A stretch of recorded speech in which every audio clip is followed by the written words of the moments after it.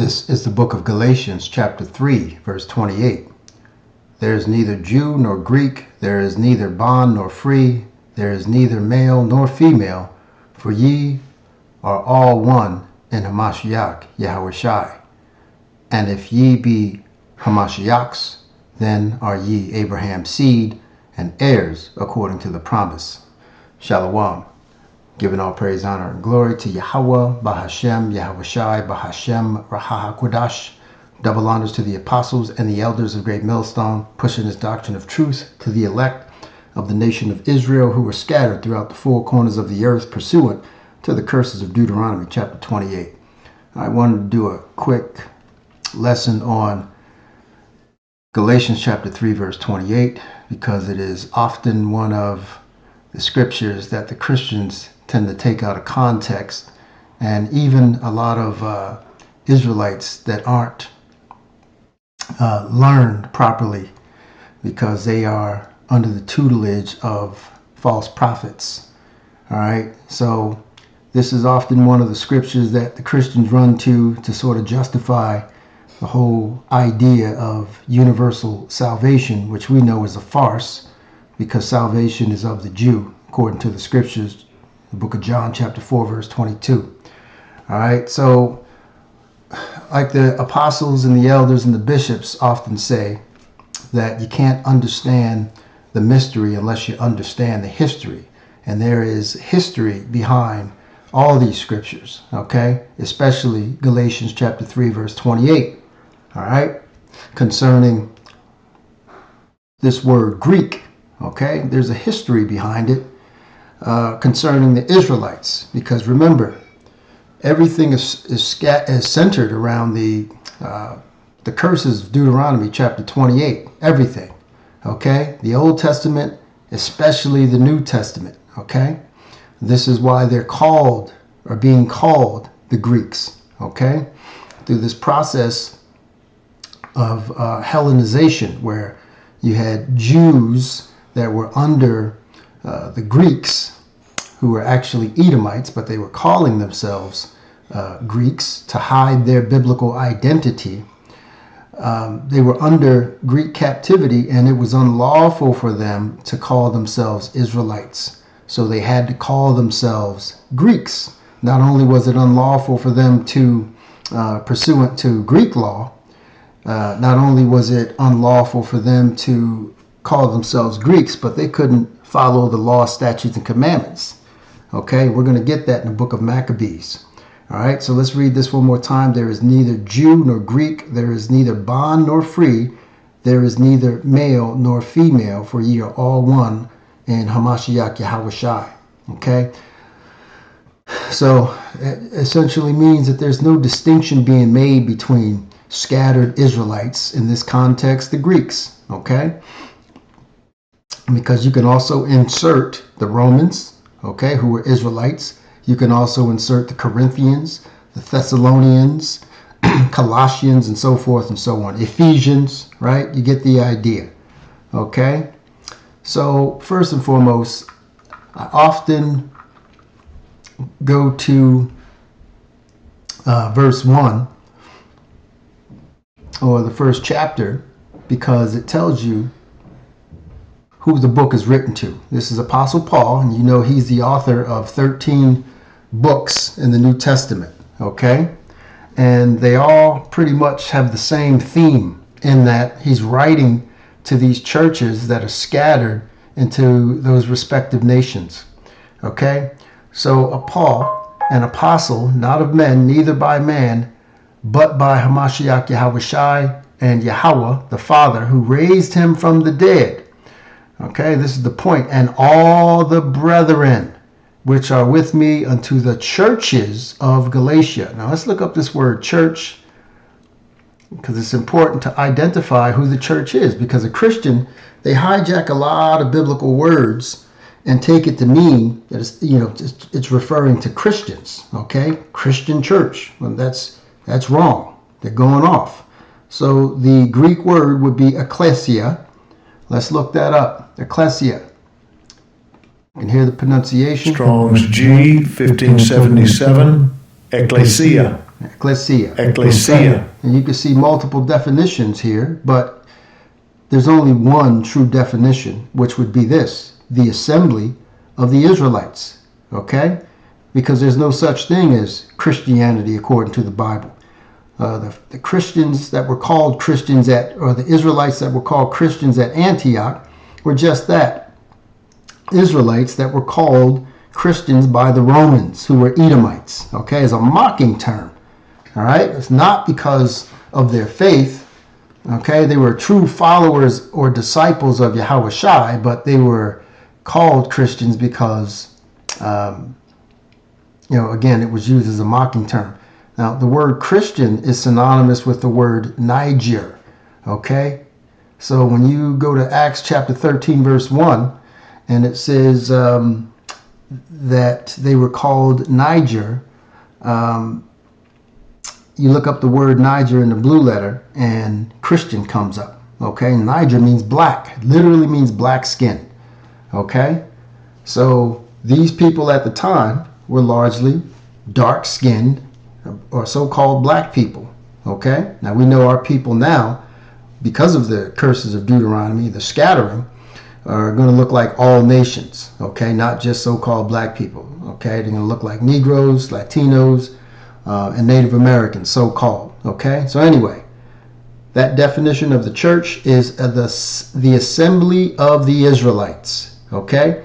So when you go to the church of Ephesians and the church of Galatians, right, it's talking about the assembly of Israelites, the elect in particularly, okay? Because we know we got to make that distinction between the elect and the 2/3, okay? The Israel of the Most High and the Israel of the 2/3. Okay, so this is the book of 1 Peter, okay, and we're going to qualify those Galatians that we're reading about. Peter, an apostle of Yahweh Shai, to the strangers scattered, operative word, scattered, pursuant to the curses of Deuteronomy. Again, you always got to mention that to establish context. Throughout Pontus and Galatia, the word in question, Galatia, okay? So where have we heard that word before? Well, the book of Galatians, right? So you mean to tell me that these strangers scattered into Galatia and these other nations were Israelites? Of course. Let's go to the New Living Translation. This letter is from Peter, an apostle of Hamashiach Yahweh Shai. I'm writing to Yahweh's chosen people. That's the only people he's writing to. He's not writing to heathens who are living as foreigners in the provinces of Pontus, Galatia. So the book of Galatians are written to these Israelites, the chosen, right? So when you read everything in context, it's talking about those Israelites that are scattered, these chosen people, the elect that are scattered into the book of Galatia. The same applies to the book of Romans and so forth and so on. Sound like a broken record, keep saying that, right? So anyway, so now we know this letter. Let's go back to Galatians. We know who it's written to. So when it says neither Jew nor Greek,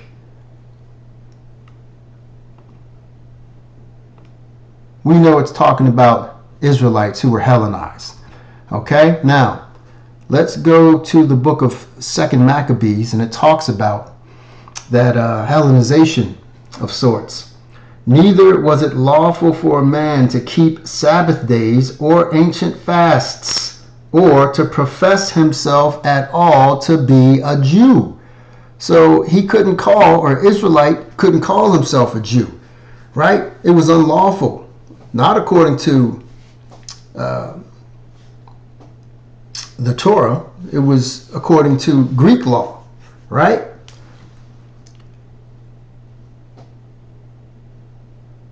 So not only could they not profess themselves to be Jews, they couldn't keep the laws, the Sabbath days. They couldn't honor the Sabbath day, right? Or even fast. Okay?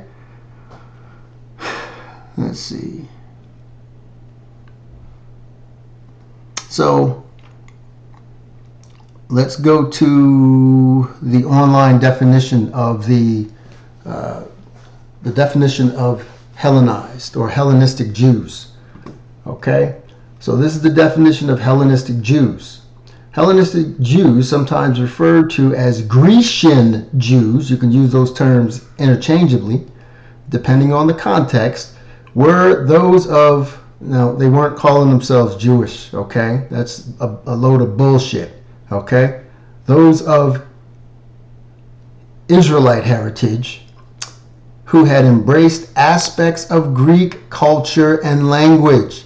So those of the circumcision, okay, primarily, largely the southern kingdom, okay, which consisted of Benjamin, Judah, and Levi, those Israelites were the ones calling these Israelites, these Israelite foreigners scattered into Greece, they were calling them Gentiles. They were calling them uncircumcised. They were calling them Greeks, okay? That's in the book of Ephesians chapter 2. Okay, they were called uncircumcision by that of the circumcision, okay, which is synonymous with Gentiles. They emerged primarily during the period following Alexander the Great's conquests, 4th century BC, which led to the widespread influence of Hellenistic Greek civilization throughout the Near East. Unlike Hebraic Jews, who retained Aramaic, Paleo-Hebrew, and in some contexts Hebrew, as their primary language, and were immersed in the local Israelite traditions of Judea. Hellenistic Jews spoke Greek as their principal language, so they weren't even speaking Hebrew, Paleo-Hebrew, and were more directly attuned to the broader Greco-Roman culture. So they were working out buck naked in the gymnasiums, because gymnasium is a Greek term and it means naked. Okay, so this is literally what our people were doing. All right, and of course, those of the circumcision, those Israelites that knew they were Israelites, they frowned upon that. Okay, so they weren't even calling them Israelites. They were so pissed off at our people. Okay, so let's go back to Galatians. So knowing this, let's jump back down to verse 28. There is neither Jew nor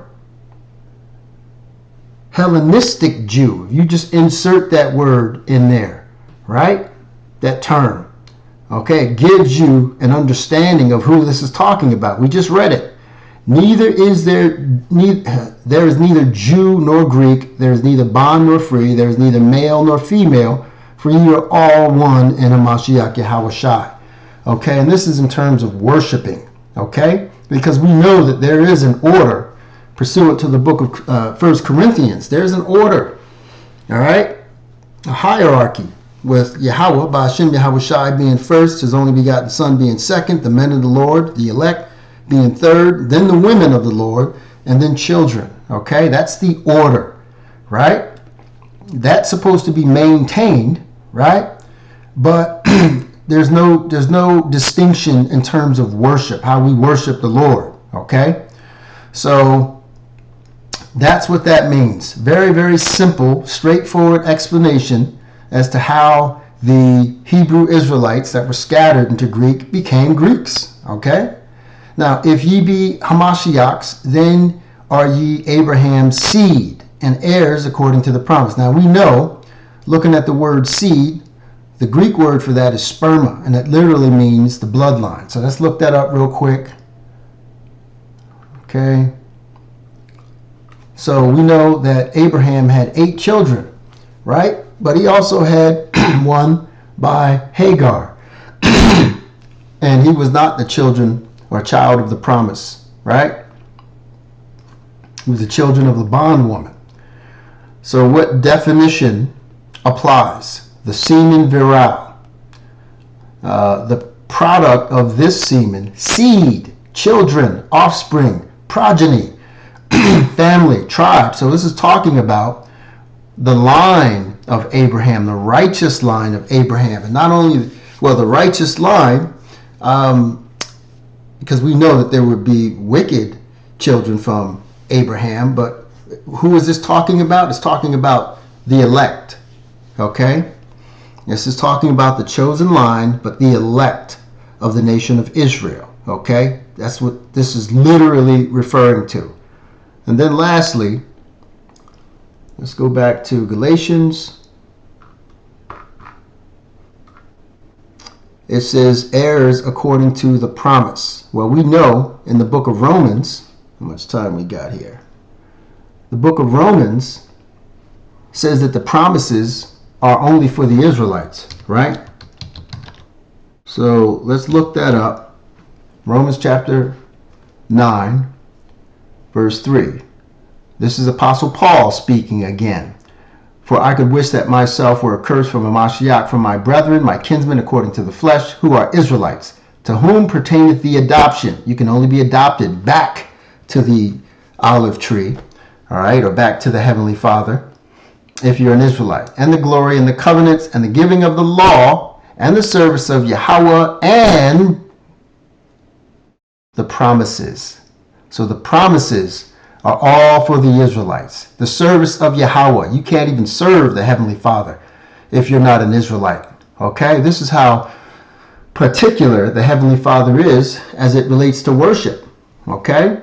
Now, heathens will be worshiping the Heavenly Father and His only begotten Son in the kingdom of heaven, but not on this side. Okay? They're not worthy to serve Yahweh Ba'ashem Yahweh Shai. They have to be taught how to worship and serve the Heavenly Father in the kingdom of heaven. Okay?